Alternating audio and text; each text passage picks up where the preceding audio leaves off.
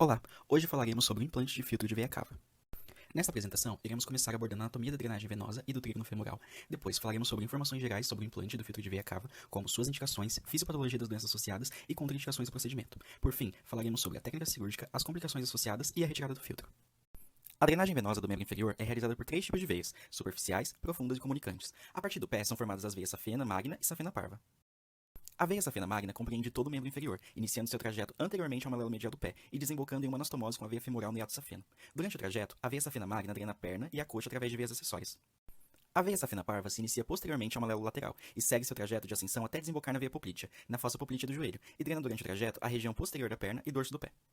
Na coxa, a veia femoral segue um trajeto de ascensão acompanhando o trajeto da artéria femoral. Na parte inferior de seu curso, a veia femoral fica lateral à artéria, mais acima fica atrás dela, e na altura do ligamento inguinal, ela fica no lado medial e no mesmo plano da artéria.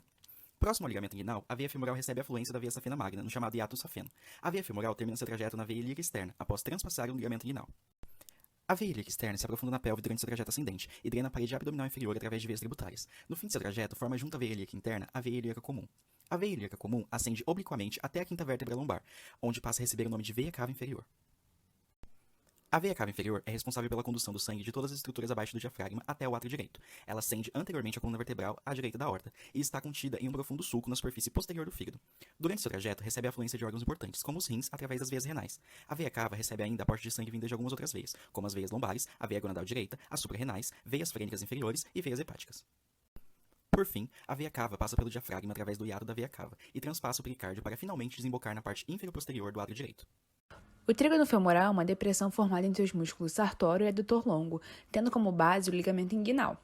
O assoalho do trígono é formado pelos músculos pectíneo, adutor longo e ilho-pessoas, e o ápice pelo canal dos adutores.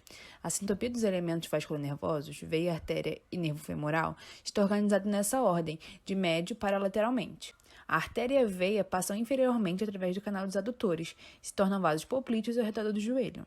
A artéria femoral pode ser palpada nesse trígono, imediatamente inferior ao ligamento inguinal e entre a espinha ilíaca e a sínfise púbica. Uma vez que a artéria femoral foi palpada e identificada nesse trígono, o local de incisão deve estar a 1 cm medialmente dela e de 2 a 3 cm do ligamento inguinal, aproximadamente na região delimitada por esse círculo na imagem. O paciente deve estar em decúbito dorsal e a perna deve estar abduzida com uma leve rotação lateral. As agulhas que serão utilizadas no procedimento devem ser inseridas em um ângulo de 45 a 60 graus na perna, apontando para o umbigo. Podem ocorrer algumas variações anatômicas da veia cava inferior. Uma delas é a duplicação, e nesse caso a circulação colateral fará a drenagem. Nesses casos, deve-se colocar o filtro nas 2 veias cavas inferiores. Também podem ocorrer anomalias das veias renais, que devem ser identificadas pois as veias renais circunaórticas, diferentes das retroaórticas, podem ter confluência com a veia cava inferior ou drenagens separadas. Além disso, as veias renais adicionais podem causar inclinação inadvertida por causar aprisionamento de uma das pernas do filtro. Outra variação é a transposição de veia cava inferior, e caso ela esteja presente, os marcos anatômicos devem ser muito bem definidos, e o melhor lugar para a colocação do filtro é a suprarrenal. Já a genesia de veia cava inferior é a ausência do segmento infrarrenal da veia cava inferior. A formação de coágulos nas veias pélvicas e nas veias dos membros inferiores pode levar a quadros de embolização e colocar em risco a vida do paciente. Nesse contexto, surge o filtro da veia cava como uma forma de prevenir e tratar doenças vasculares, principalmente a embolia pulmonar. Esse filtro atua impedindo a passagem de coágulos da veia cava para o coração, onde podem ser bombeados para os pulmões, por exemplo, e causar complicações graves. Os filtros podem vir em diferentes formatos, sendo preferencial o cônico mostrado na imagem à direita. São caracterizados pela presença de estruturas fixadoras que auxiliam a estabilização do filtro nas paredes da veia cava. Quanto aos tipos de filtros mais mencionados na literatura, são os permanentes, projetados para perdurarem no organismo, e os recuperáveis, que podem ou não ser removidos, já que possuem um pequeno gancho na extremidade que facilita a retirada do dispositivo. A implantação do filtro de veia cava vai depender do quadro clínico de cada paciente. Nesse sentido, as indicações básicas de realização do procedimento incluem paciente com quadro de embolia pulmonar, sendo esse o principal motivo para a implantação do filtro, paciente com trombose venosa profunda, pacientes com essas condições que apresentam reserva cardiopulmonar debilitada, além de pacientes que não respondem ao tratamento de anticoagulante ou que possuem contraindicações a esse tratamento, como pacientes submetidos a cirurgia de grande porte, por exemplo. Existem ainda as indicações relativas para o uso do filtro de veia cava inferior, ou seja, casos em que a indicação não é obrigatória, mas que deve ser considerada dependendo do quadro clínico do paciente. Entre elas estão pacientes com trombose aguda associada ao câncer, pacientes grávidas com tromboembolismo venoso agudo, pode ser usado como profilaxia de tromboembolismo venoso e também pacientes que apresentam tromboíleo caval flutuante. A fisiopatologia observada na maioria significativa desses casos é a tríade de Virchow, que é composta por 3 alterações vasculares típicas: a hipercoagulabilidade devido a anomalias na cascata de coagulação e disfunções plaquetárias, a estase venosa, ou seja, complicações no retorno venoso provocadas por anomalias no fluxo sanguíneo, estenose vascular ou defeitos nas bifurcações dos vasos, e por último, a lesão endotelial, que pode ser causada por aterosclerose ou inflamação vascular, por exemplo. Todos esses fatores contribuem para a embolização, pois tornam as condições vasculares mais suscetíveis à formação de coágulos. Além disso, as contraindicações do procedimento devem ser mencionadas. Entre elas estão veia cava cronicamente ocluída, veia cava anômala, compressão da veia cava por tumores, por exemplo, e distúrbio de coagulação grave. A colocação do filtro é realizada de maneira percutânea, sendo um procedimento minimamente invasivo. Após a incisão, a continuidade do procedimento se dá através do auxílio de técnicas de radiografia, como angiografia, flebografia, ultrassonografia Doppler, ultrassonografia intravascular e associação desses métodos. Como visto no vídeo, o filtro é geralmente colocado abaixo das veias renais. Logo, a posição mais recomendada para a implantação do filtro é abaixo da vértebra L3. Essa localização infrarrenal se dá para poupar as veias renais de possíveis tromboses, evitando que o paciente tenha insuficiência renal crônica. Após o acesso percutâneo, os instrumentos de imagem guiam o trajeto do fio-guia e do catéter até a localização exata onde o filtro deve ser implantado. Após o procedimento, radiografias abdominais simples são obtidas para verificar a posição e o alinhamento correto do filtro. Para a realização da implantação do filtro de veia cava, normalmente é realizado um acesso venoso na veia femoral. A incisão inicial é melhor realizada quando feita uma região específica do trígono femoral, explicado pela Duda anteriormente. Incisões distais ao ponto mencionado estão associadas a lesões pós-cateterismo, já incisões acima do ligamento inguinal estão associadas a sangramento retrointraperitoneal.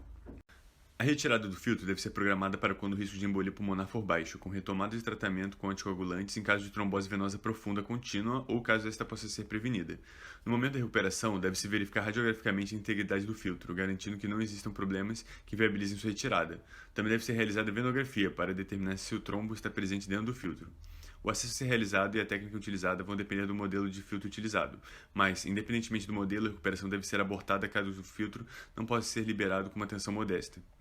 Para filtros mal posicionados ou difíceis de recuperar, existem técnicas avançadas que usam variadas combinações de fio e catéter para liberar o gancho do filtro.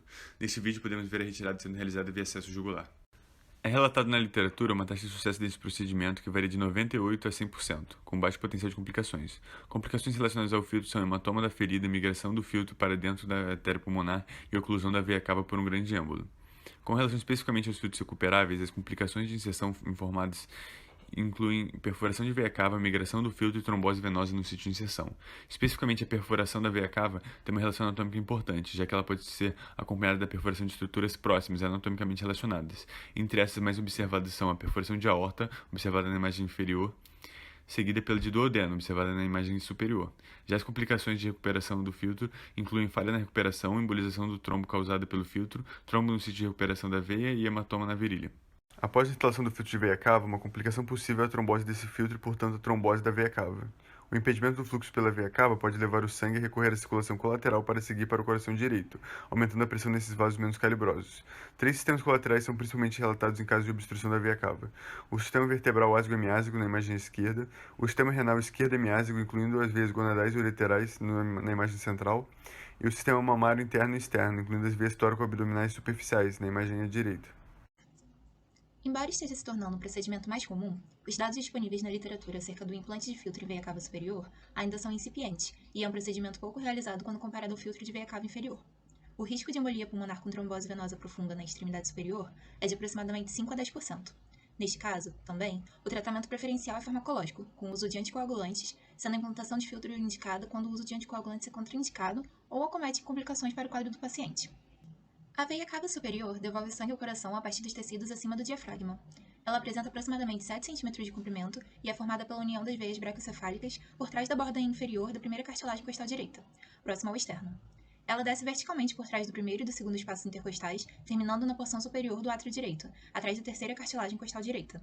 A metade inferior da veia cava superior se encontra dentro do pericárdio fibroso, que ela perfura ao nível da segunda cartilagem costal. É importante realizar a venografia para definir os marcos anatômicos da veia cava superior, permitindo avaliar qualquer anomalia anatômica que possa reduzir a eficácia e segurança do procedimento. A posição pretendida para a fixação do filtro é a confluência das veias braquiocefálicas e também é definida por venografia. Algumas das complicações descritas na literatura incluem mau posicionamento do filtro sem migração, perfuração de veia cava superior, tamponamento cardíaco, entalamento do fio-guia, trombose da veia cava superior, pneumotórax e erosão na aorta torácica.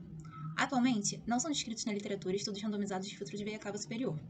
Nessa imagem podemos ver a implantação de filtro de veia cava superior com a abertura do cone posicionada cranialmente. Então, recapitulando, o filtro de veia cava é um procedimento voltado para a prevenção de complicações vasculares em pacientes com trombose venosa profunda e embolia pulmonar que apresentem contraindicação ao uso de anticoagulantes. A implantação percutânea é feita por via jugular ou femoral e nos modelos recuperáveis, o procedimento de retirada vai depender do modelo de filtro. Algumas das complicações envolvidas são migração do filtro, perfuração de estruturas adjacentes e perda da integridade do filtro. Essas foram as referências utilizadas nesse trabalho. Muito obrigada pela atenção.